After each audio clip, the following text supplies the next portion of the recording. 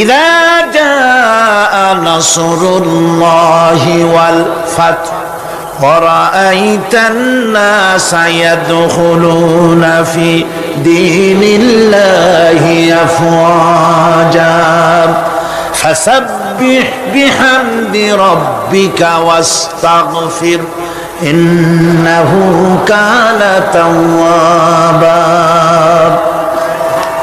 আল্লাহর পক্ষ থেকে যখন বিজয় আসবে, ও নবী, বিজয় যখন আসবে আল্লাহর পক্ষ থেকে, তখন আপনি দেখতে পাবেন আল্লাহর পক্ষ থেকে মদদ, বিজয় যখন আসবে দলে দলে লোক ইসলামের মধ্যে প্রবেশ করবে। এই বিজয় দেখে আপনি কি করবেন? আপনার জন্য দায়িত্ব তখন ফাসাব্বিহ বিহামদি রাব্বিকা ওয়াস্তাগফির ইন্নাহু কানা তাওয়াবা। আপনি বেশি করে ইস্তেগফার করুন, বেশি করে তাসবিহ পড়ুন। রাসূল করিম সাল্লাল্লাহু আলাইহি ওয়াসাল্লাম এই সূরা নাযিল হওয়ার পর, ইসলামের চূড়ান্ত বিজয়ের মুহূর্তে এই সূরা যখন নাযিল হলো, রাসূল করিম সাল্লাল্লাহু আলাইহি ওয়াসাল্লাম হাদিস শরীফে এসেছে সারাক্ষণ বেশিরভাগ পড়তেন সুবহানাকা আল্লাহুম্মা ওয়া বিহামদিকা নাস্তাগফিরুকা ওয়া নাতুবু ইলাইক। সুবহানাকা পড়েন, সুবহানাকা আল্লাহুম্মা ওয়া বিহামদিকা নাস্তাগফিরুকা ওয়া নাতুবু ইলাইক। রাসূল করিম সাল্লাল্লাহু আলাইহি ওয়াসাল্লামকে হযরত আয়েশা সিদ্দিকা রাদিয়াল্লাহু তাআলা আনহা জিজ্ঞেস করেছেন, হুজুর আপনি এখন এই দোয়াটা এত বেশি বেশি করতেছেন কেন? হুজুর বলেছেন, এটা আমাকে পড়তে বলা হয়েছে, আমাকে ইস্তেগফার করতে বলা হয়েছে, আমাকে তাসবিহ করতে বলা হয়েছে। অর্থাৎ বিজয়ে বিনয়ী হও, স্বাধীনতা দেন আল্লাহ, টিকায় রাখার মালিকও সে আল্লাহর প্রতি রুজু হতে হবে, মাথা নত করতে হবে। ঢোল বাজায় জাতির স্বাধীনতা রক্ষা করা যাবে না। গান গে নাটক করে ভারতীয় সংস্কৃতির উলঙ্গ বেহায়া নর্তকী এনে বাংলাদেশের স্বাধীনতা রক্ষা করা যাবে না। স্বাধীনতা রক্ষা করতে পারবে ইমানদার সাহসী সরকার। ইমানদার হতে হবে, সাহসী হতে হবে। স্পষ্ট করে ভারতকে জানিয়ে দিতে হবে, বাংলাদেশের বুকের উপর থেকে ট্রানজিট দেওয়া হবে না, হবে না, হবে না। আমাদের চট্টগ্রামের এই চট্টগ্রামের পোর্টকে থামুন, চট্টগ্রামের বীর চট্টলার পোর্টকে ভারতের জন্য মুক্ত হতে দেওয়া হবে না। এদেশের লক্ষ লক্ষ মানুষের জীবন যেতে পারে, ভারতকে ট্রানজিট দেব না। ভারতকে ট্রানজিট দেওয়ার অর্থ হল ভারতের সেনাবাহিনীকে বাংলাদেশকে ওয়েলকাম করা, ভারতের ডেঙ্গু জ্বর, তাদের এইডস রোগ বাংলাদেশে আমদানি করা, বাংলাদেশকে ভুটান সিকিমের মতো ভারতের গোলাম বানিয়ে দেওয়া। মনে রাখতে হবে 1971, 72 আর 96, 97 এক জিনিস নয়। সুতরাং স্পষ্টভাবে বলতে চাই, ভারতের ইঙ্গিতে কোন আলেমের গায়ে যদি হাত দেওয়া হয় আর ইসলামকে যদি আঘাত করা হয়, দেশ জুড়ে আগুন জ্বলবে, কেউ ঠেকাতে পারবে না।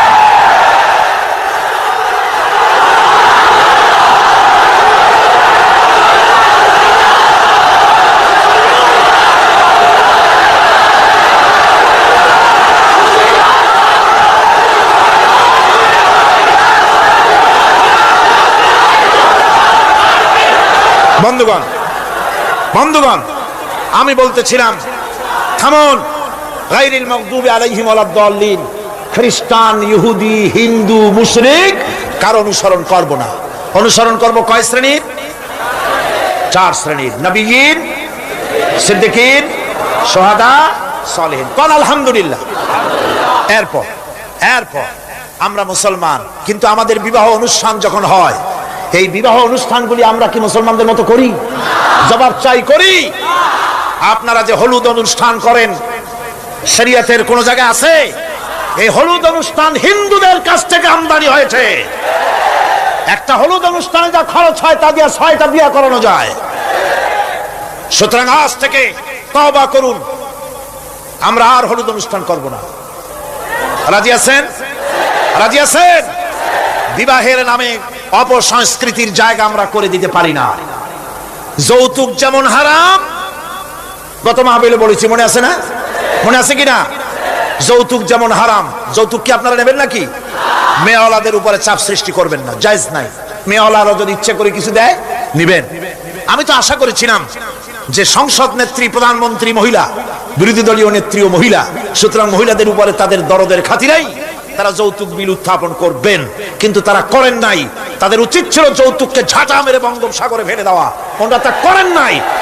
কিন্তু আমি ইনশাআল্লাহ সংসদে যৌতুক বিল জমা দেব ইনশাআল্লাহ। আমি একা অথবা আমরা তিনজন যাই হই, সংসদে আমি কখনো একাকিত্ব ফিল করি না, কারণ আল্লাহ রাব্বুল আলামিন আমার সাথে আছেন। এই যৌতুক বিরোধী বিল উত্থাপন করে যৌতুক বন্ধ করতে হবে। 2 নম্বরের কথা হচ্ছে মেয়েওয়ালারা, তারাও আবার একটা খারাপ কাজ শুরু করেছেন, সেটা হলো বেশি পরিমাণের মহারানা চাপায় দেওয়া।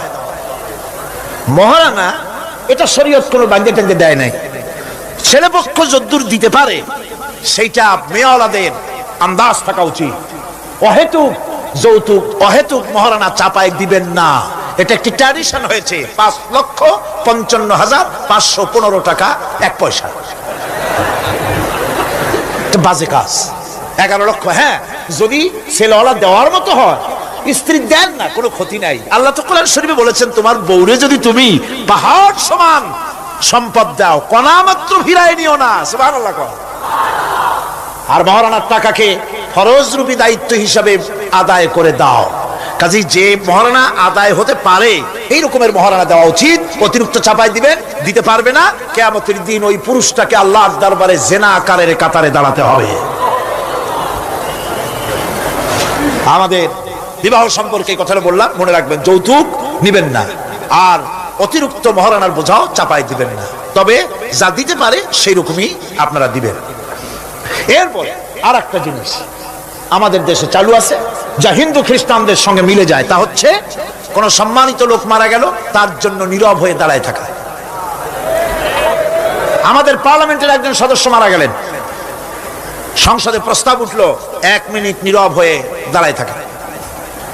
আমি বললাম, স্পিকার সাহেব, 1 মিনিট দাঁড়ায় থাকলে যদি সওয়াব হয়, তো 1 মিনিট কেন, আসুন আমরা 25 মিনিট খাড়াই থাকি।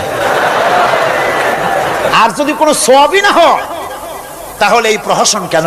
আমরা তো আমাদের মা বাপের কবরের কাছে গিয়া কোনোদিন ভূতের মতো খাড়াই থাকি না, সেখানে তো অবশ্যই আমরা দোয়া দুরূদ পড়ি, ঠিক কিনা? বললাম, স্পিকার সাহেব, আমার মাহফিল যদি হতো তা আমি বলতাম সূরা ফাতিহা পড়েন, ইখলাস পড়েন, দরুদ শরীফ পড়েন। এটা আপনার মাহফিল, এটার গার্ডিয়ান আপনি, এটার অভিভাবক আপনি।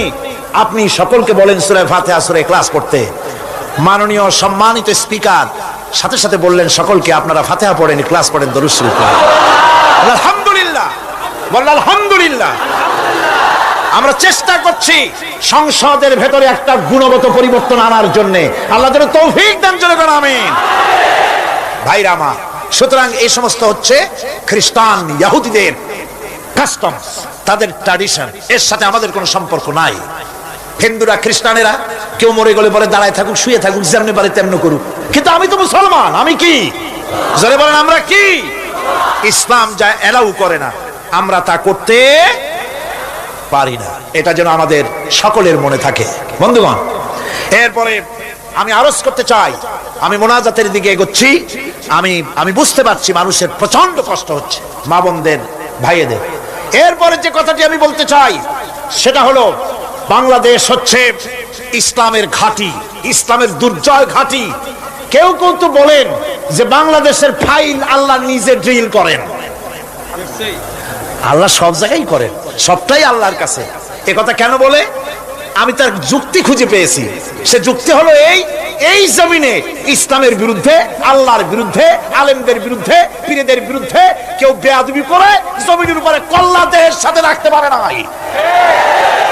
কথা ঠিক কিনা? সুতরাং বেয়াদবি করার সাহস কারো সিনার ভিতরে যেন না আসে। আমাদের এই দেশে আল্লাহর দ্বীন কায়েম করতে হবে, জমিন আল্লাহর। আমি জিজ্ঞেস করতে চাই, এই লক্ষ লক্ষ জনতার কাছে জমিন কার? আমি খুশি হইতে পারলাম না। আপনারা আল্লাহর নামটা কি জোরে নিছিলেন? গায়ে যত শক্তি আছে ওই শক্তি দিয়ে আল্লাহর নামটা নিছিলেন? যদি না নিয়ে থাকেন, সবটা শক্তি নিয়ে আপনারা বলেন জমিন কার? আরো জোরে বলতে হবে, জমিন কার? আকাশ কার? বাতাস কার? এ মানব গোষ্ঠী কার? আইন চলবে কার? সুতরাং আল্লাহর আইনের উল্টা ধর্মনিরপেক্ষতাবাদ, জাতীয়তাবাদ, পুঁজিবাদ, সমাজতন্ত্র মানি না, মানি না, মানি না।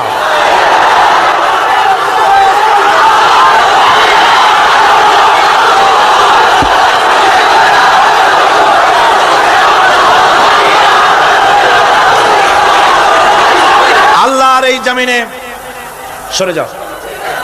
আল্লাহর এই জমিনে প্রয়োজন হচ্ছে আল্লাহর দ্বীন প্রতিষ্ঠার জন্য ঐক্যবদ্ধ প্রচেষ্টা। এজন্য চাই ওলামা মাশায়েখদের ঐক্য। কি চাই?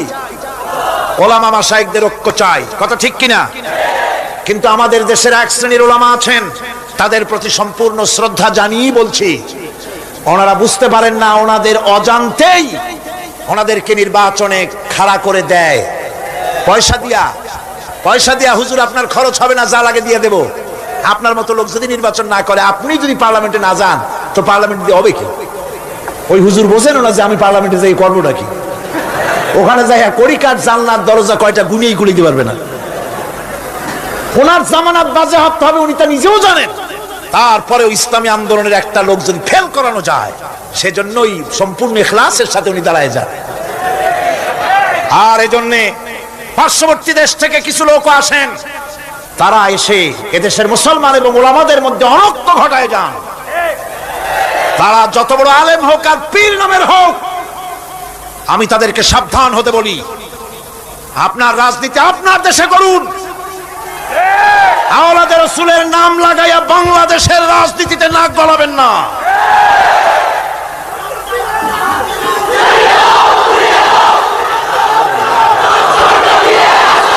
ওলামাদের এক হতে হবে। আমি ওলামায়ে কেরামদের খেদমতে আরজ করি, যদি এক আমরা না হতে পারি, দ্বীন প্রতিষ্ঠা হবে না। কিয়ামতে আল্লাহর কাছে দায়ী হতে হবে। জনগণের কোনো দোষ নাই। জনগণের দোষ আছে?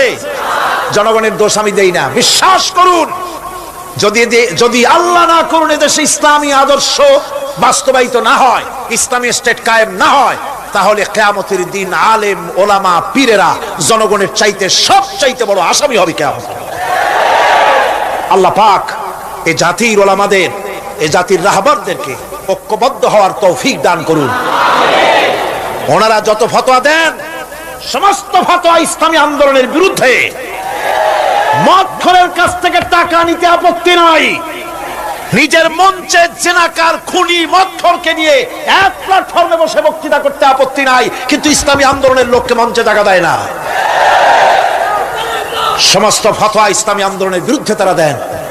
আমি তাদেরকে অনুরোধ করব, আসুন, ঐক্যবদ্ধ হওয়া ছাড়া পথ নাই আল্লাহর দ্বীন প্রতিষ্ঠার জন্য। আর মনে রাখবেন, আপনারা যে ষড়যন্ত্রের শিকারে পরিণত হয়েছেন, যদি দ্বীন প্রতিষ্ঠা না হয়, আর তারা যে স্বপ্ন দেখছে, ইন্ডিয়া এবং তার অনুসারীরা নাস্তিকরা যে স্বপ্ন দেখছে, তা যদি বাস্তবায়িত হয়, কে জামাত করে, কে শিবির করে, কে ফুরফুরার মুরিদ, কে সরসিনার মুরিদ, কে অমুক ইন্ডিয়ার পীর সাহেবের মুরিদ, পাকিস্তান পীর সাহেবের মুরিদ, এগুলা তালাশ করা হবে না।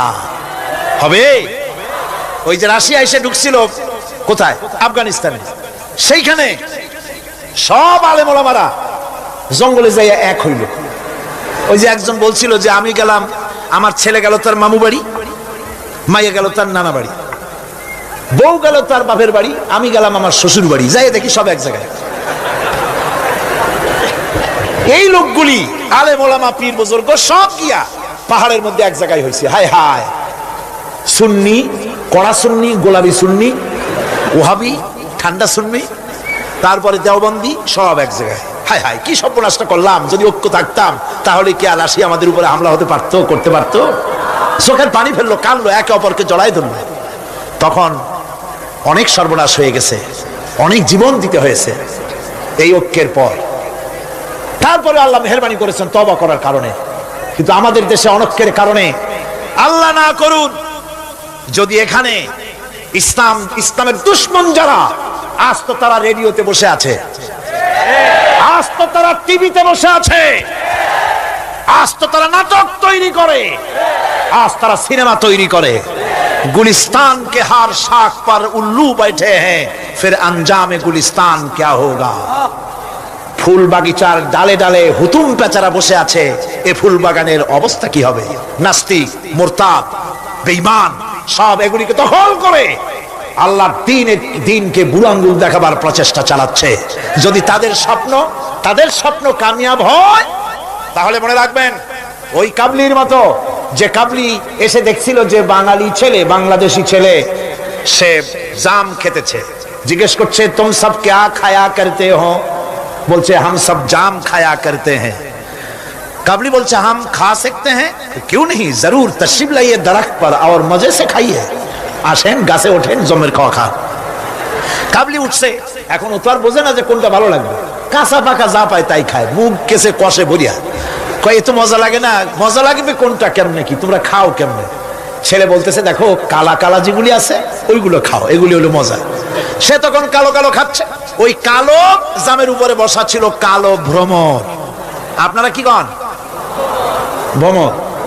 এই ভ্রমর বসা আছে জামের উপরে। কাবলি তো আর বোঝে টোঝে নাই, ভোমরা সুদ্ধা ধরছে।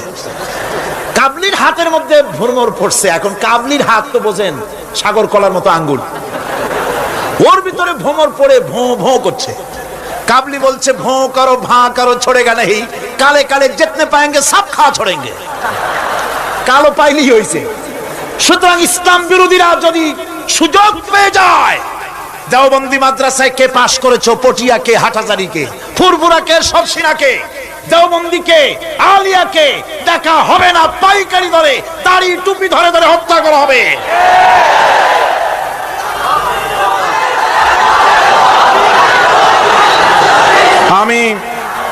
আমি অত্যন্ত বিনীতভাবে চট্টগ্রামের তাফসীরের কোরআন মাহফিলের পক্ষ থেকে গোটা দেশবাসীকে আহ্বান জানাই, আলেম ওলামাদের প্রতি বলি, আপনাদের পায়ে ধরি, ওলামা হযরত, পীর সাহেব কেবলারা আপনাদের পায়ে ধরি, আল্লাহর রাস্তায় ঐক্যবদ্ধ হন, ইসলামী আন্দোলনের বিরুদ্ধে ফতোয়া দিবেন না। এটি আত্মঘাতী কাজ। নিজেদের সর্বনাশ নিজেরা করছেন, নিজেদের পায়ে নিজেরা কুড়াল মারতেছেন। এরপরে আমি যুবকদের জন্য বলবো, যুবকরা তোমরা যারা মাহফিলে এসেছো, মাহফিলে যুবকরাই বেশি আসে আলহামদুলিল্লাহ। এই জন্য মাহফিলে ঠেকাবার, লোক ঠেকাবার জন্য কত যে চেষ্টা, তাদের চেষ্টার কোনো অবধি নাই। এই আমি আমার বিরুদ্ধে 1989-90 দুইটা বছর যা জ্বালানো হয়েছে, যেখানে যাই, আমি যাওয়ার আগেই হযরত হরতাল শরীফ আছে হাজির, 144 ধারা হাজির। তো মাহবুদের মেহেরবানি, জনগণ কোরআনের পাগল, বাংলাদেশের জনগণ যেখানে 144 দিয়েছে সরকার, জনগণ সেখানে 288 বানায় দিছে। এক পত্রিকায় দেখলাম সেখানে লিখেছে হরতালও সফল, তাফসীরও সফল। তা আবার কেমনে? তারপরে দেখলাম উনি নিজেই লিখছেন, তিনি আবার এখনকার সরকারের একজন মন্ত্রীও, প্রতিমন্ত্রী। তিনি লিখছেন সেখানে যে সাইদি যেখানে যায় হরতালের ডাক দেওয়া হয়। তো হরতালের ডাক দেওয়া হলো পরে স্কুল বন্ধ, কলেজ বন্ধ, মাদ্রাসা বন্ধ, দোকানপাট বন্ধ, কারখানা বন্ধ। সন্ধ্যার দিকে কারো কোনো কাজ নাই, সব তাফসীরে হাজির। তো দুটোই সফল হলো। কোরআনের পাগল থেকে, কোরআনের পাগলদেরকে কোরআন থেকে বঞ্চিত করা, দূরে রাখা ওদের সবচাইতে বড় ভয়। বুড়ারা ওরাই যাবে মাহফিলে, যুবকরা যায় কেন? ওদের চিন্তা যে আমাদের পুকুরের জিয়ানো মাছগুলি সব তো নিয়ে গেল, ঠেকাইতে পারবে না। এই যুবকদের শরীরের ভিতরে রক্ত কার? না না, আল্লাহর রক্ত না, আন্দাজে কথা কইেন না। এই যুবকদের মধ্যে রক্ত হিন্দুর রক্ত নাই, সূর্য সেনের এক ফোঁটা রক্ত নাই, রবীন্দ্রনাথের রক্ত নাই। এই কোটি কোটি মুসলমান যুবকের ভেতরে রয়েছে শাহ মখদুম, শাহ আমানতের রক্ত, হাজী শরিয়তুল্লাহর রক্ত রয়েছে, হাজী নিসারউদ্দিনের রক্ত, তিতুমীরের রক্ত রয়েছে। সুতরাং এই মুসলমান যুবকদেরকে ইসলামের রাস্তা থেকে সরিয়ে দেওয়া যাবে না। যুবকদের বলি, আল্লাহর দ্বীন কায়েমের জন্য ঐক্যবদ্ধ হতে হবে। বাংলাদেশ আল্লাহর জমিন, কোরআনের আইন এখানে প্রতিষ্ঠার জন্য যুবকদের বলি, ইসলাম শেখো, কোরআন শেখো, চরিত্র বানাও। When character is lost, everything is lost. চরিত্রী যখন হারাবে, তখন তোমার কাছে হারাবার মতো আর কোনো জিনিস বাকি থাকবে না। চরিত্রকে বলবৎ রাখবে। চরিত্র হলো সবচাইতে, মানুষ হওয়ার জন্য চরিত্র শ্রেষ্ঠ জিনিস। এই চরিত্রকে তোমরা হেফাজত করবে, 5 ওয়াক্ত নামাজ পড়বে, ওয়া কুনু মা'আস সাদিকিন, সত্যবাদীদের সাথে থাকবে, যারা ইসলামের আন্দোলন করে তাদের সাথী হও, তাদের কর্মী হও। আল্লাহ রাব্বুল আলামিন তোমাদেরকে যুগের খালিদ বিন ওলীদ আল্লাহ বানাই দিবেন। আমি তো বিশ্বাস করি এই যুবকদের হাতে ইসলামের পতাকা উড়বে বাংলাদেশে ইনশাআল্লাহ।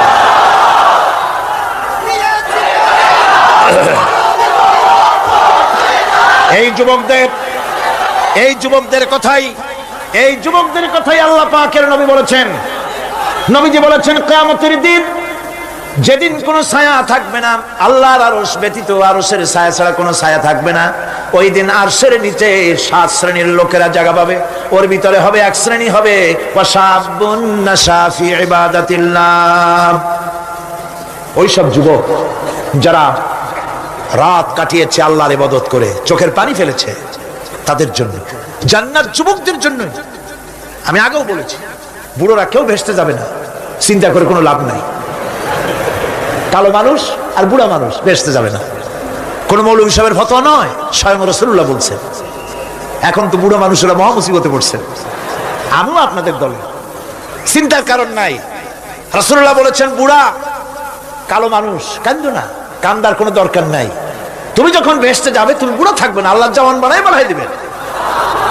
কালো মানুষ কালো থাকবে না, জান্নাতে যাওয়ার সময় আল্লাহ পাক পূর্ণিমার চাঁদের চাইতেও সুন্দর বানাই দিবেন। সুতরাং যুবকেরা বেহেশত তোমাদের জন্য, এই বেহেশতের জন্য তৈরি হও, জান্নাতে যাওয়ার জন্য তৈরি হও। এই দুনিয়ার নারী বাড়ি গাড়ি তুচ্ছ আল্লাহর জান্নাতের সামনে। সাহাবায়ে কেরাম জীবন দিয়েছেন জান্নাতের আশায়। সেই জান্নাতের আশা, জাহান্নামের ভয় আর জান্নাতে যাওয়ার লোভ প্রত্যেকটি যুবকের রক্তের ফোঁটায় ফোঁটায় আল্লাহ ঢুকাই দিক। যুবতী মেয়েদেরকে বলবো, ছাত্রী যারা এসেছেন মহিলাদের মধ্যে, এদেশে ইসলামী ছাত্রী সংস্থা নামে একটি সংস্থা আছে, মেয়েদেরকে দ্বীন শিখায় তারা। যেখানে মেয়েরা তাদের সতীত্ব বজায় রাখতে পারে না, দ্বীন শিখতে পারে না, সেখানে কলেজে বিশ্ববিদ্যালয় হাই স্কুলে ইসলামী ছাত্রী সংস্থা একটা নিয়ামত। যেটা কোন আলহামদুলিল্লাহ। সব ভাইদেরকে আর মায়েদেরকে বলবো, আপনারা আপনাদের মেয়েদেরকে ছাত্রী সংস্থার সাথে দ্বীন শেখার জন্য, ঈমান শেখার জন্য, চরিত্র শেখার জন্য আপনি তাকে দিয়ে দেন।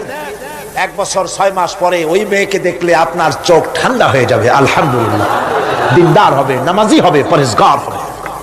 এরপরে যুবকদের কথা বললাম, যুবতী মেয়েদের কথা বললাম, এখন বলবো আমি সরকারি অফিসারদের কথা। সরকারি অফিসার যারা, প্রশাসনিক দায়িত্বশীল যারা, তারা হচ্ছেন আমাদের সবচেয়ে নিকটতম লোক, তারা জনগণের খেদমত করছেন। আলহামদুলিল্লাহ কর, সকলে কোন আলহামদুলিল্লাহ।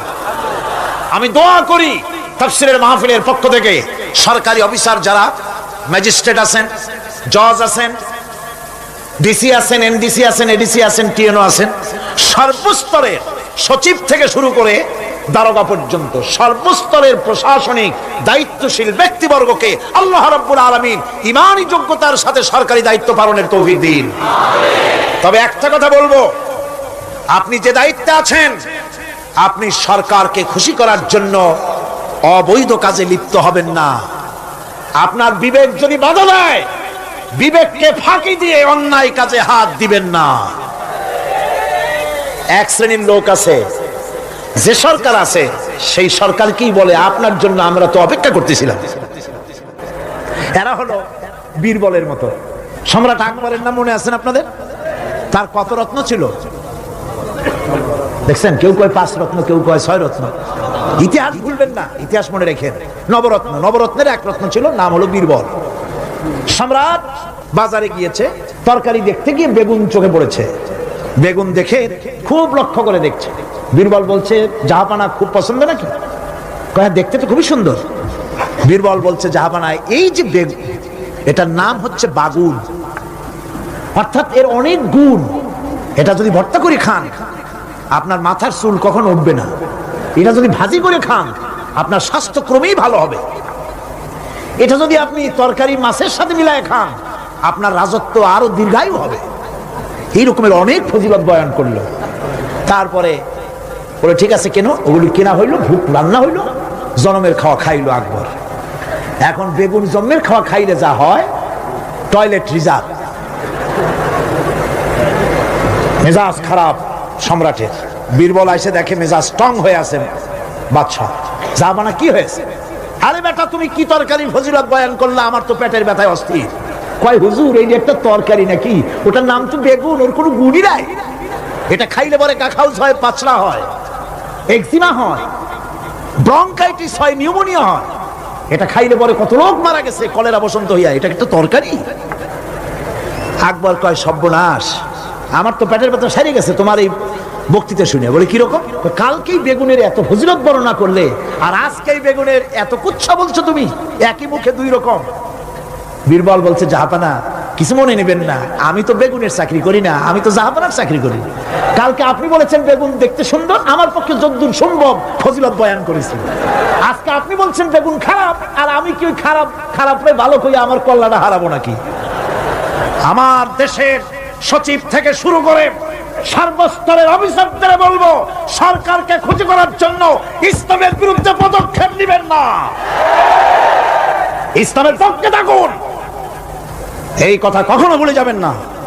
আল্লাহ রাব্বুল আলামিন আপনাদেরকে সিংহের মতো, আপনাদেরকে ব্যাঘ্রের মতো ইমানি মজবুতির সঙ্গে ইমানের দায়িত্বের সাথে সরকারি দায়িত্ব পালনের তৌফিক আমার আল্লাহ যেন দান করেন, দোয়া করি। এরপরে বলবো আমার মা বোনদের কথা, যারা কষ্ট করে এসেছেন। আমরা মোনাজাতের দিকে ক্রমে এগিয়ে যাচ্ছি, বক্তব্য শেষ পর্যায়ে এসেছি। মা বোন, আমাদের বোনেরা, আমাদের মায়েরা আমাদের কাছে সবচাইতে সম্মানের পাত্রী। কোন আলহামদুলিল্লাহ। আসতে বললেন কেন? সকালবেলা এখানে মহিলা অনুষ্ঠান হয়েছিল, হাজার হাজার মা বোনেরা এসেছিলেন। একজনে প্রশ্ন করলেন যে স্বামীর পায়ের তলে নাকি স্ত্রীর জান্নাত। আমি বলেছি এটা বাজে কথা, মিথ্যে কথা, ডাহা মিথ্যে কথা। রাসূলুল্লাহ এরকম কথা কখনো বলেন নাই, বরং হুজুর বলেছেন মায়ের পায়ের তলে সন্তানের জান্নাত। আলহামদুলিল্লাহ। আমি আগেও বলেছি আমরা পুরুষ, আমাদের পায়ের তলে জুতা, আর আপনারা পর্দার আড়ালে আমাদের বোনেরা মায়েরা, আপনাদের পায়ের তলে আল্লাহর জান্নাত। আপনারা খাদিজার উত্তরসূরি, আপনারা ফাতেমার উত্তরসূরি, আপনারা হযরত আয়েশার উত্তরসূরি। আপনাদের সতীত্বকে বিনষ্ট করার জন্য এক শ্রেণীর বুদ্ধিজীবীরা আপনাদেরকে ময়দানে নামাতে চায়। ইসলাম আপনাদেরকে অধিকার দিয়েছে, এত বড় অধিকার কেউ দেয়নি। আমি সব সময় বলি, মায়েরা বোনেরা, আমার দেশের মুসলিম মহিলারা যদি জানতেন ইসলাম তাদেরকে কি মর্যাদা দিয়েছে, এটা যদি তারা জানতেন, তাহলে ইসলামের দেওয়া অধিকারটা পাওয়ার জন্য তারা রাস্তায় নেমে মিছিল করতেন যে শুধু ইসলাম আমাদের যে মর্যাদা দিয়েছে সেইটা ফিরায় দাও, আর কিছু চাই না, ওইটাই ফেরত দাও। মা বোনেরা, ইসলাম প্রতিষ্ঠিত হলে পরে বাংলাদেশে যদি ইসলাম কায়েম হয়, আপনাদের চাকরি, শিক্ষা, ব্যবসা, আপনাদের সবটা ইসলাম সংরক্ষণ করবে। অর্ধেক জনশক্তি নারী, আপনাদেরকে অবহেলা কেউ করতে পারবে না। রাসূলুল্লাহ করেন নাই, আল্লাহ করেন নাই। রাসূলের মসজিদে আল্লাহর নবী নিজে মহিলাদের জন্য জায়গা করে দিয়েছেন। আজও মসজিদে নববীতে বাবুন নিসা, মহিলাদের জন্য আলাদা দরওয়াজা রিজার্ভ রয়েছে। আলহামদুলিল্লাহ। আলহামদুলিল্লাহ। আমার মা বোনেরা, রাসূলুল্লাহ সাল্লাল্লাহু আলাইহি ওয়াসাল্লামের সব ছেলেরা, ছেলে মারা গেলেন, বেঁচে ছিলেন সব মেয়েরা। এমন একটা হাদিস খুঁজে পাওয়া যাবে না যে আল্লাহর নবী দোয়া করে বলেছিলেন আল্লাহ ছেলে মরে গেল, আমার একটা ছেলে দাও। বলেন, মেয়েতেই সন্তুষ্ট ছিলেন। কোন আলহামদুলিল্লাহ। আমার হুজুর বলেছেন বিদেশে যাবে, বাজারে যাবে, কিছু না কিছু উপহার সামগ্রী বাড়ি কিনে নিয়ে যেও, আর ঘরের মধ্যে ঢুকে প্রথমেই দিবে মেয়েকে দিয়ে দেওয়া শুরু করবা। সুবহানাল্লাহ কইতে ইচ্ছা করে না মেয়েরা? প্রথমে কারে দিবা? মনে রাখবেন আপনারাও, প্রথমে মেয়েকে দিবেন, প্রথমে মেয়েকে দিবেন, মেয়েকে যত্ন করবেন। অনেক কপাল পোড়া পুরুষ আছে, বারবার মেয়ে হয় দেখে মুখটা কালো হয়ে যায়, বউকে তালাক পর্যন্ত দেয়। এগুলি জাহিল। মেয়ে নিয়ামত, মেয়ে কি নিয়ামত। মেয়েদেরকে সম্মান করুন, মেয়ে জাতিকে সম্মান করুন। পত্র পত্রিকায় দেখি স্কুল যখন ছুটি হবে, girls school, girls high school, girls college ছুটি হবে যখন, বা ক্লাস শুরু হবে যখন, রাস্তার পাশে এক শ্রেণীর বখাটে ছেলেরা গিয়ে দাঁড়ায় থাকে, শীষ দেয়, বাজে কথা বলে। আশ্চর্য কথা, তুমি কি তোমার এক মায়ের পেটে আসনি? তোমার মা নাই, তোমার বোন নাই, তুমি অন্য মেয়েদের দিকে তাকায় তাকে উত্ত্যক্ত করো, তোমার লজ্জা করে না? ইসলামী গভর্নমেন্ট যদি আসে, কারো বাবার ক্ষমতা নাই মেয়ে লোকের দিকে চোখ তুলে অন্যায় ভাবে তাকায়। আজ এসিড মারে, কোনো শাস্তি হয় না। ইসলামী গভর্নমেন্ট আসতে পরে এসিড মারা তো দূরের কথা, শীষ কেউ দিতে পারবে না, উত্তক্ত করতে পারবে না। মা বোনেরা, আপনাদের অস্তিত্বের জন্য, আপনাদের সতীত্বের জন্য, আপনাদের অধিকার প্রতিষ্ঠার জন্য ইসলামের চাইতে গ্যারান্টি আর কোথাও নাই। সবটা গ্যারান্টি কোথায় আছে? ইসলাম। সুতরাং সমস্ত পুরুষদের বলবো, নারী জাতিকে সম্মান করার জন্য। নারী জাতিকে আল্লাহ পাক সম্মান দিয়েছেন, রাসূল করিম সাল্লাল্লাহু আলাইহি ওয়াসাল্লাম সম্মান দিয়েছেন। আল্লাহর নবী বলেছেন, নবীজির কাছে প্রশ্ন হয়েছে, খেদমত করব কার? হুজুর বলেন, তোমার মায়ের। তারপরে কার? তোমার মায়ের।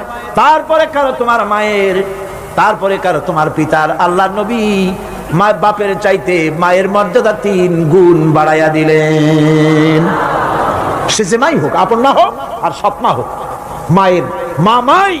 মা যদি নামাজ না পড়ে, রোজা না রাখে, চরিত্র যদি খারাপ হয়, মাকে চোখ রাঙাইয়া কথা বলা যাবে না। সুবহানাল্লাহ কোন? চোখ রাঙায় কথা বলা যাবে না, ধমক দেওয়া যাবে না। Sensitive point. বুখারী শরীফের হাদিস, মা বাপ খুশি, আল্লাহ খুশি। মা বাপ নারাজ, আল্লাহ নারাজ। মা বাপকে অসন্তুষ্ট করে বেহেশতে যেতে পারবেন না। মা বাপকে খুশি করেন, মাকে সম্মান করুন, মহব্বত করুন। আল্লাহ শিখাই দিয়েছেন। মা বাপ এমন সেনসিটিভ পয়েন্ট যে ব্যবহারটা আল্লাহ শিখাইছেন। কে শিখাইছেন? আল্লাহ রাব্বুল আলামিন বলেন, ওয়াকুল লাহুমা কাওলান কারীমা। মা বাপের সঙ্গে সম্মানজনক কথা বলো, খবরদার বেয়াদবি করবে না। আর মা বাপের জন্য, তাদের জন্য আমি আল্লাহ রাব্বুল আলামিনের কাছে দোয়া করো, রব্বিরহামহুমা কামা রাব্বায়ানি সাগীরা। পড়েন সবাই, রব্বিরহামহুমা কামা রাব্বায়ানি সাগীরা। আল্লাহ রাব্বুল আলামিন শিখাই দিলেন, বান্দারে তোর মা বাপের জন্য আমার কাছে দোয়া কর। আয় আল্লাহ, আমার মা বাপ যেমন ছোট্টবেলায় আমাকে স্নেহের কোলে লালন পালন করেছে, মাবুদ গো, আমার মা বাপকে তোমার রহমতের কোলে লালন পালন করো। আল্লাহ শিখাই দিচ্ছে। হাদিস শরীফে এসেছে, হুজুর বসে আছেন মসজিদে নববীতে, সাহাবায়ে কেরাম বসা। এক বৃদ্ধা মহিলা প্রবেশ করেছেন মসজিদে, হুজুর তাকে দেখে দাঁড়ায় গেলেন। মহিলা আসার পর নবীজি নিজের গায়ের চাদর বিছিয়ে দিলেন। মহিলা চলে যাওয়ার পর সাহাবায়ে কেরাম জিজ্ঞেস করলেন, হুজুর, একজন সাধারণ মেয়ে লোকের জন্য হুজুর নিজের চাদর বিছাইলেন, বুঝলাম না ফজিলত কি, চিনলাম না মেয়ে লোকটাকে। হুজুর বলেন, সাহাবীরা, চাদর তো ভালো, হক তো আদায় করতে পারি নাই, চিনতে পারো নাই, তোমরা বুঝতে পারো নাই। আমি দুনিয়া আসার পর আমার মায়ের দুধ আমার কিসমতে তেমন হয় নাই। আমি আমার মায়ের যত্ন তেমন পাই নাই, স্নেহ আদর তেমন পাই নাই। যার বুকের দুধ খাইয়া, যার কোলে কাখে চড়ে আমি বড় হয়েছি, ইনি আমার সেই দুধ মা হযরতে হালিমাতুস সাদিয়া। বন্ধুরা, মা যদি বেঁচে থাকে, রাত্রে বাড়ি গিয়ে পায়ে ধরুন, বলেন, মা অন্যায় করেছি, জীবনে বহু বেয়াদবি করেছি, আমারে মাফ করে দাও। বিশ্বাস করুন, মা বাপের যদি খেদমত করেন, মা বাপ যদি রাজি থাকে, রিস্কে, খাদ্যে, টাকায়, ইজ্জতে জীবনেও কষ্ট হবে না। মা বাপের খেদমত করুন, মা বাপকে ভালোবাসুন, শ্রদ্ধা করুন। আমার মায়ের, আমার বোনের, আপনারা যারা আসছেন, আপনারা আমাদের সম্মানের পাত্রী।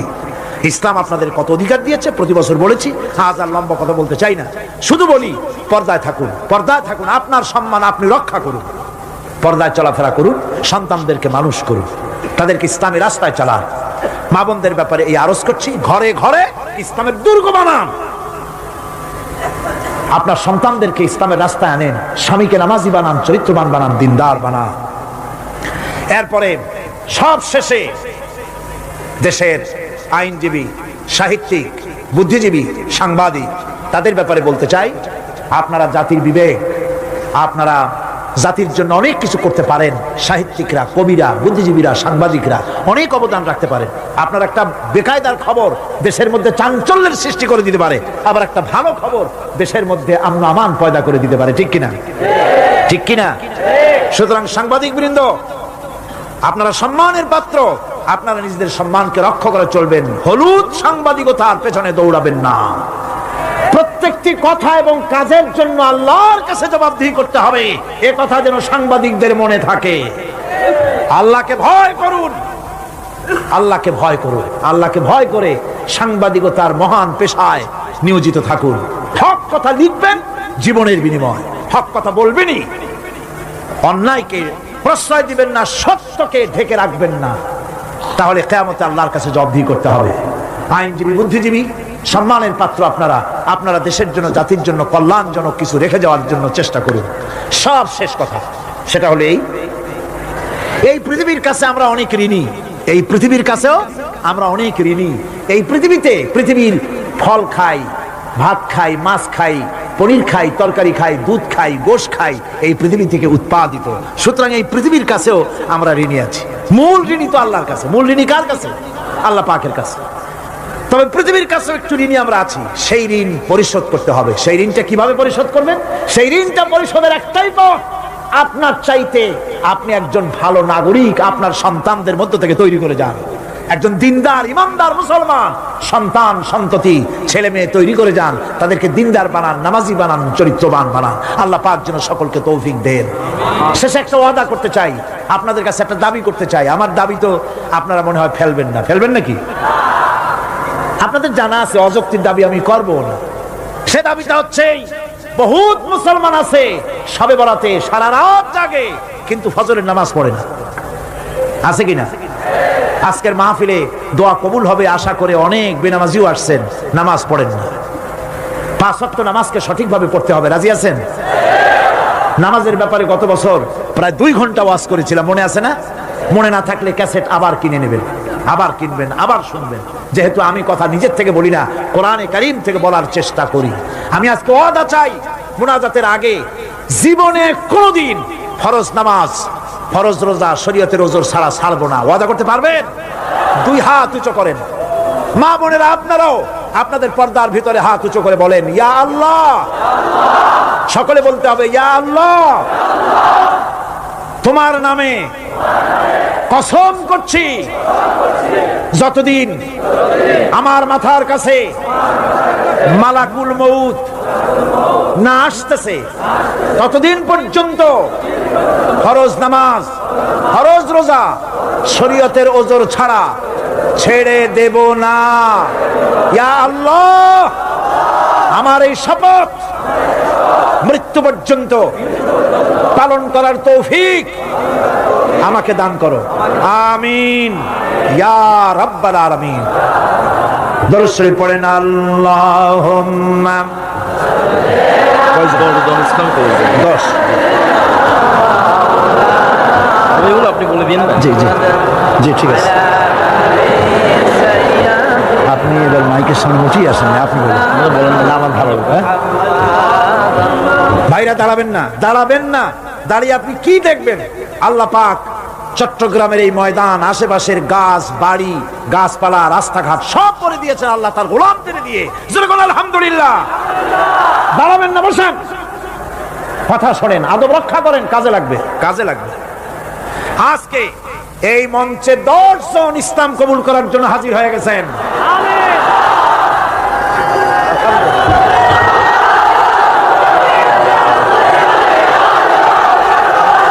আলহামদুলিল্লাহ কোন? জোরে কোন আলহামদুলিল্লাহ।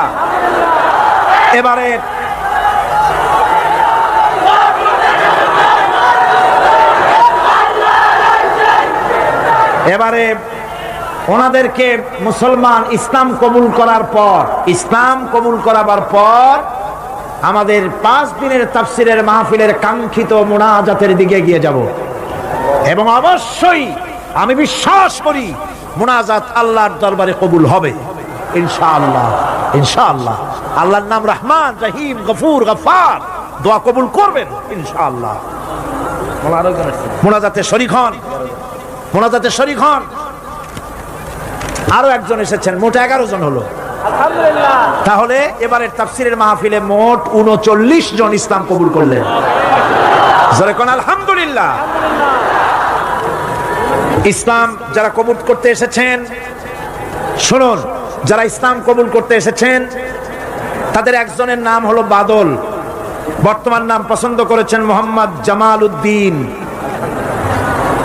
সুভাষ মজুমদার, বর্তমান নাম পছন্দ করেছেন মোহাম্মদ নুরুল ইসলাম। প্রেম তোষ দেবনাথ, বর্তমান নাম পছন্দ করেছেন মুর্শিদ আলম মুজাহিদ। শ্রী নারায়ণ চন্দ্র ব্রাহ্মণ, বর্তমান নাম পছন্দ করেছেন মোহাম্মদ আব্দুল জলিল। চয়ন চৌধুরী, বর্তমান নাম পছন্দ করেছে মোহাম্মদ আব্দুল্লাহ। রতননাথ বর্তমান নাম পছন্দ করেছে মোহাম্মদ নুরুল ইসলাম। বাবুল দাস বর্তমান নাম পছন্দ করেছেন মোহাম্মদ ইউসুফ। রিপন চন্দ্র বর্তমান নাম পছন্দ করেছেন মোহাম্মদ নুরুল ইসলাম। তপন কান্তি দেব বর্তমান নাম পছন্দ করেছে মোহাম্মদ সাইফুল্লাহ। দিলীপ পাল বর্তমান নাম পছন্দ করেছেন মোহাম্মদ আবু বকর সিদ্দিক। পূর্বের নাম সুনীল কান্তি দে বর্তমান নাম পছন্দ করেছে আমিনুল ইসলাম। এই 11 জন আমার কাছে আসুন। টোটাল সংখ্যা 29 জন। হ্যাঁ 29 জন। 18 আর 10 কত? 28 29 বলবো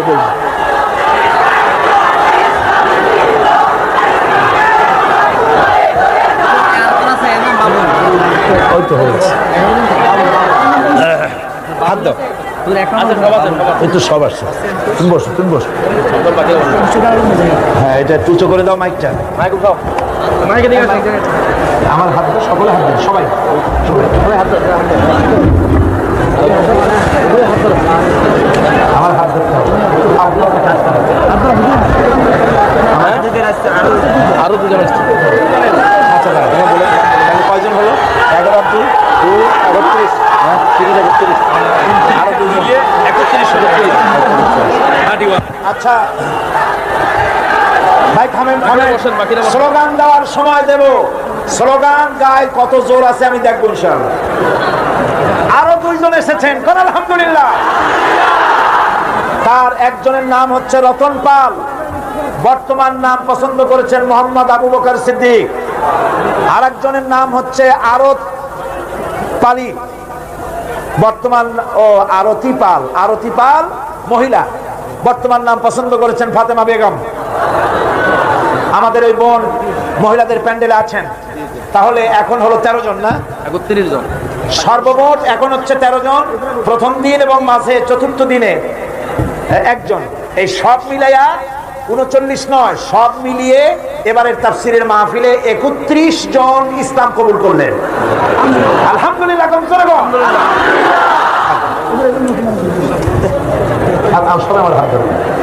বিসমিল্লাহির রহমানির রহিম। লা ইলাহা ইল্লাল্লাহ মুহাম্মাদুর রাসূলুল্লাহ। আল্লাহ ছাড়া কোনো ইলাহ নাই, মাবুদ নাই, তিনি এক, তিনি একক। মুহাম্মদ সাল্লাল্লাহু আলাইহি ওয়াসাল্লাম আল্লাহর প্রেরিত রাসূল। আশহাদু আন লা ইলাহা ইল্লাল্লাহ ওয়াহদাহু লা শারীকা লাহু ওয়া আশহাদু আন্না মুহাম্মাদান আবদুহু ওয়া রাসূলুহু। আমি সাক্ষ্য দিচ্ছি আল্লাহ ছাড়া কোনো ইলাহ নাই, মাবুদ নাই, উপাস্য নাই, তিনি এক, তিনি একক, তিনি নিরঙ্কুশ, তার কোনো অংশীদার নাই। আমি আরো সাক্ষ্য দিচ্ছি মুহাম্মদ সাল্লাল্লাহু আলাইহি ওয়াসাল্লাম আল্লাহর প্রেরিত রাসূল এবং তার বান্দা। সকলকে বলো আসসালামু আলাইকুম। জোরে জোরে সবাই দাও। এই নতুন মুসলমান মুসলিম বৃন্দ আপনাদের সকলকে বলেছে আসসালামু আলাইকুম। আপনারা প্রাণ ভরে সালামের জবাব দেন। নতুন মুসলমানদের উদ্দেশ্যে আমার বক্তব্য হচ্ছে, মুসলমান হওয়াটাই শেষ কথা নয়। সবচেয়ে বড় কথা 5 ওয়াক্ত নামাজকে শিখতে হবে, 5 ওয়াক্ত নামাজ সঠিকভাবে আদায় করতে হবে, ইসলামকে জানতে হবে, বুঝতে হবে, ইসলামী আইন কানুন বিধান মতো চলতে হবে। তাহলে ইসলাম গ্রহণ করার সার্থকতা বজায় থাকবে। মনে থাকবে এগুলি। আমি এখন আমাদের এই মাহফিলের ভিতরে দুগ্ধপোষ্য বা মাসুম বেগুনা শিশুরা ছাড়া আমাদের মধ্যে আমরা সবাই গুনাহগার। এই মঞ্চে কেবলমাত্র আমার পাশে যারা দাঁড়িয়েছেন এই 13 জন লোক, রাসূলুল্লাহ বলেছেন যদি কোনো ইসলাম কবুল করতে এসে কেউ যদি কালেমা লা ইলাহা ইল্লাল্লাহু মুহাম্মাদুর রাসূলুল্লাহ পড়ে, তার জীবনের সমস্ত পিছনের গুনাহগুলি আল্লাহ পাক মাফ করে দেন। আমার কাছের এই 13 ব্যক্তি এখন মাসুম বেগুনা নিষ্পাপ। আমি এই লক্ষ লক্ষ মুসলিম জনতার পক্ষ থেকে এই নিষ্পাপ লোকগুলিকে আমার বুকের সাথে জড়িয়ে ধরছি, আলিঙ্গন করছি।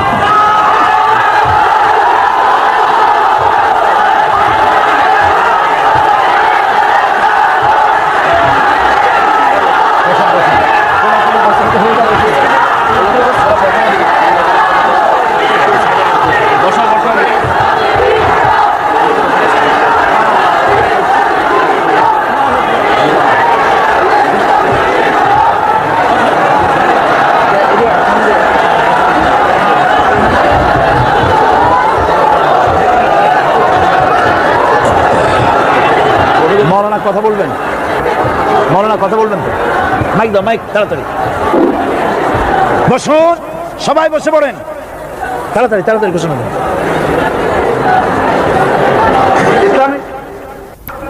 আরেকজন ওলি বলবো না বুজুর্গ বলবো না, আমার কি বলবো, মাওলানা আব্দুল কাইয়ুম সাহেব, মিরাসরাই বাড়ি, আমার মামু লাগে।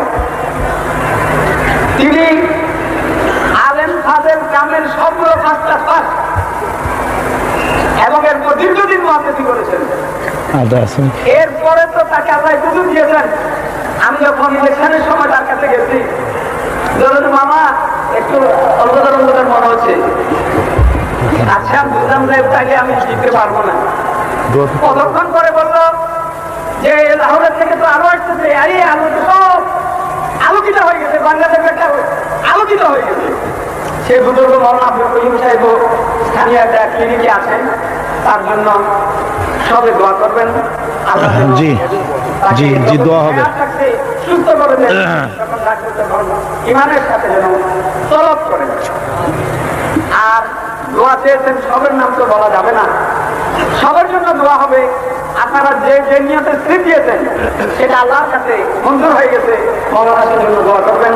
আমি এখন মৌলানাকে দোয়া করার জন্য অনুরোধ করব। আমার তৌফিক।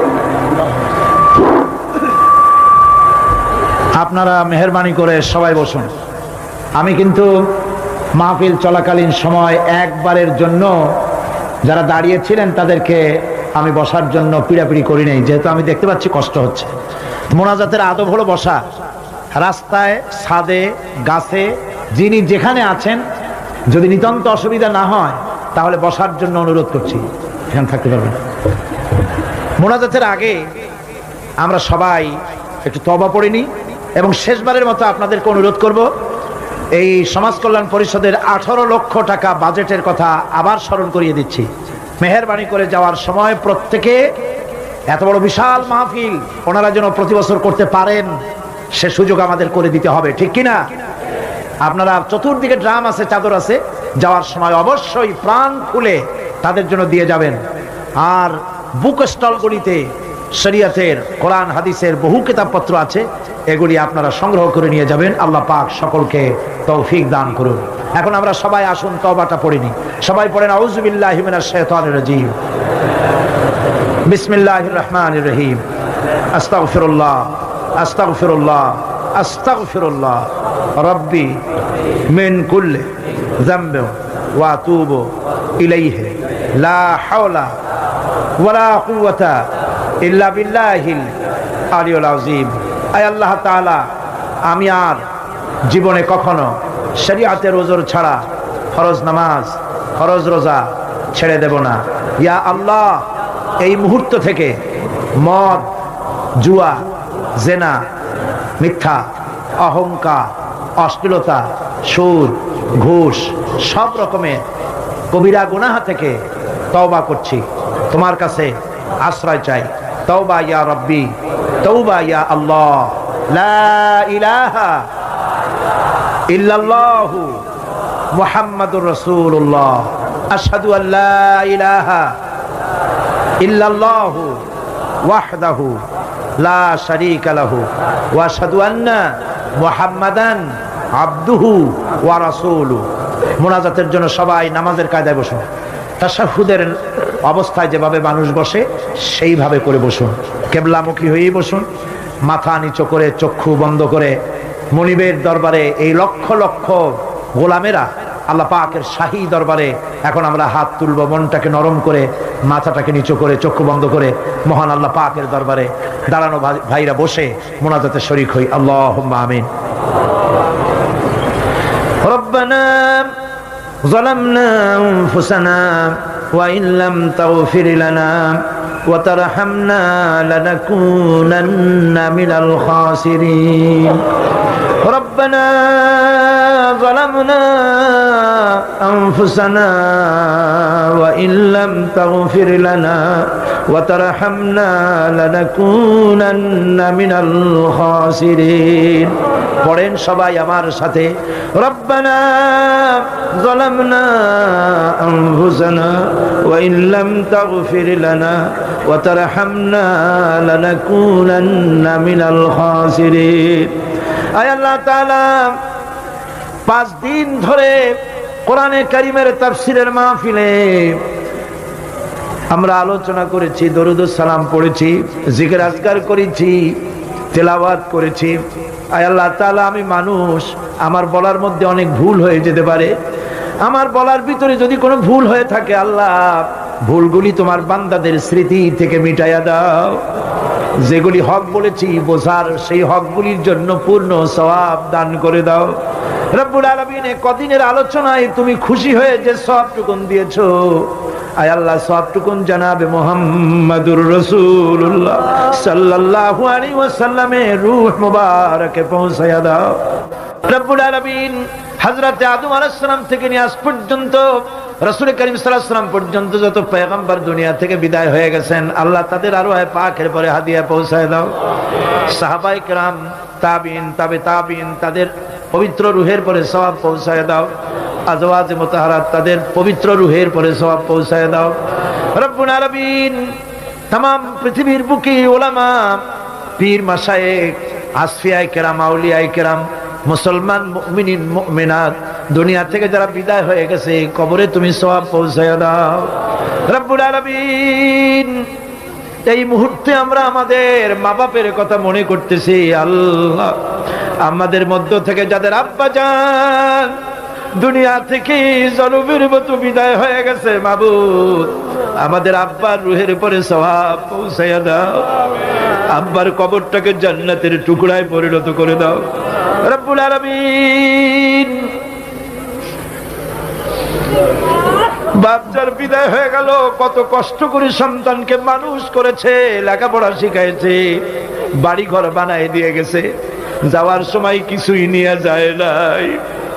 আয় আল্লাহ, আমাদের আব্বা জানের কবর জান্নাতের টুকরা বানাইয়া দাও। রব্বুল আলামিন, আমাদের জনম দুঃখিনী মা, 10টি মাস ধরে মায়ের পেটের ভিতরে থেকে মাকে কষ্ট দিয়েছি, 2.5টা বছর ধরে বুকের দুধ খাইয়া কষ্ট দিয়েছি, পেশাব পায়খানা করে কষ্ট দিয়েছি। ওই মা যার দুনিয়া থেকে বিদায় হয়ে গেছে, আল্লাহ কবরকে জান্নাতের টুকরা বানাইয়া দাও। রব্বুল আলামিন, আমাদের মা বাপ যাদের বেঁচে আছে, আমাদেরকে খেদমত করার তৌফিক দিয়া দাও। রব্বির হামহুমা কামা রব্বায়ানি সগীরা। সবাই পড়েন, রব্বির হামহুমা কামা রব্বায়ানি সগীরা। আয় আল্লাহ রাব্বুল আলামিন, আমাদের দাদা দাদি, নানা নানি, শ্বশুর শাশুড়ি, আত্মীয় স্বজন যা মারা গেছে, কবরগুলিকে জান্নাতের টুকরায় পরিণত করে দাও। আল্লাহ, এবার আমরা তোমার দরবার বিনীতভাবে ফরিয়াদ জানাই, আমরা সবাই গুনাহগার, গুনাহগার শর্মেসার। এমন কোন গুনাহ নাই যা কম বেশি আমরা করি নাই। মাবুদ গো, তোমার দরবারে হাত তুলে কথা বলতে শরম করে, এত গুনাহ করেছি, লজ্জায় মাথাটা নিচু হয়ে যায়। জীবনে যত গুনাহ আমরা করেছি, মাবুদ দয়া করে আমাদের জিন্দেগির গুনাহ গাতা মাফ করে দাও। আয় আল্লাহ তাআলা, এ মাহফিলের ভিতরে জিনাকার থাকতে পারে, খুনি থাকতে পারে, বেনামাজি থাকতে পারে, লক্ষ লক্ষ মানুষ। আয় আল্লাহ, খারাপ মানুষ যেমন আছে, ভালো মানুষ নিশ্চয়ই আছে। রব্বুল আলামিন এই মাহফিলে যত ভালো আলেম, পীর বুজুর্গ, ভালো ভালো মানুষ, তোমার পছন্দিদা বান্দা যারা এখানে বান্দা বান্দি এসেছেন, ওই ভালো ভালো বান্দা বান্দিদের সাথে আমাদের মতো খারাপ মানুষগুলিকেও কবুল করে নাও। আয় আল্লাহ, আমাদের গুনার দিকে নজর করো না, আমাদের গুনার দিকে তুমি তাকাইও না, আমাদের চোখের দিকে তাকাও মাবুদ, আমাদের চোখের দিকে তাকাও, আমাদের মুখের কাকুতি মিনতিতে দেখো রব্বুল আলামিন।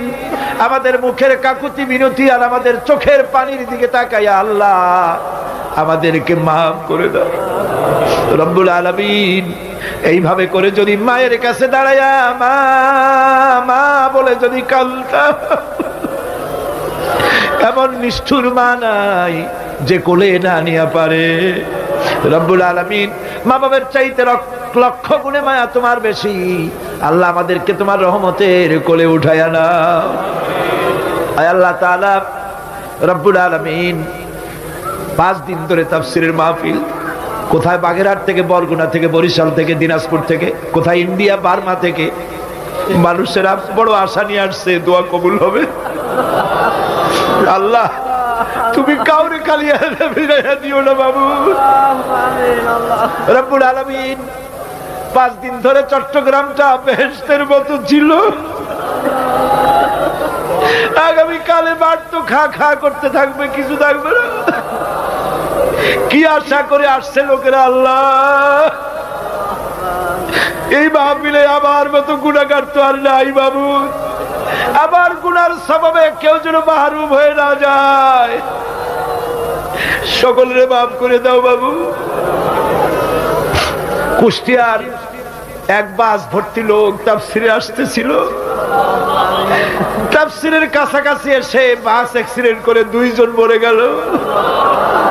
ওই 2 ভাইকে তুমি শাহাদাতের দরজা নসিব করে দাও, ওদের মাকে তুমি সান্ত্বনা দাও আল্লাহ।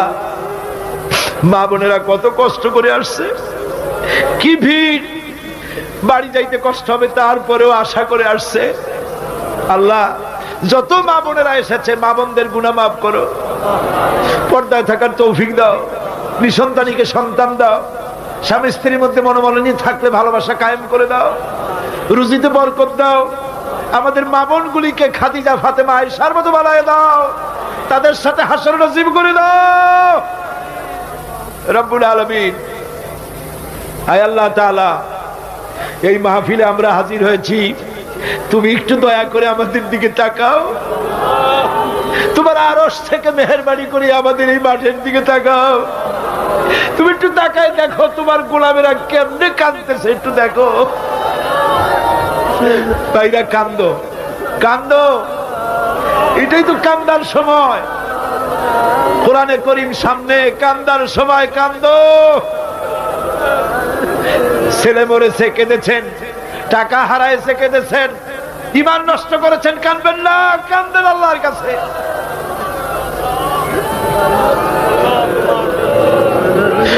আল্লাহ আমাদের কান্নার আওয়াজ মদিনায় পৌঁছায় দাও, আমাদের জীবনের গুলো মাফ করে দাও। আয় আল্লাহ, এত বড় তাফসীরের মাহফিলের জন্য ভলেন্টিয়ার যারা কাজ করেছে, 1 সপ্তাহ ধরে, মাসাধিক কাল ধরে পরিশ্রম করতেছে, মানুষের খেদমত করতেছে, খাটতে খাটতে এক একটা লোক চেহারা কালো হয়ে গেছে আল্লাহ। তোমার এই খেদমতের, তোমার কোরআনের খেদমতের কারণে তাদেরকে কোরআনের খাদিম বানায় দাও। আয় আল্লাহ, তাদের দিলের নেক আশা পুরা করে দাও, যারা টাকা পয়সা দিয়েছে তাদের উপরে রহম করো। মাওলানা শামসুদ্দিনের জন্য দোয়া করি তোমার কাছে, তোমার এই নেক বান্দার চোখ তুমি নিয়ে নিয়েছো মাবুদ, তুমি এমন সত্তা, তোমার কাছে অভিযোগ করা যায় না। গোলামের কিসের অভিযোগ, গোলামের কিসের অভিমান, গোলামের কোন অভিমান থাকতে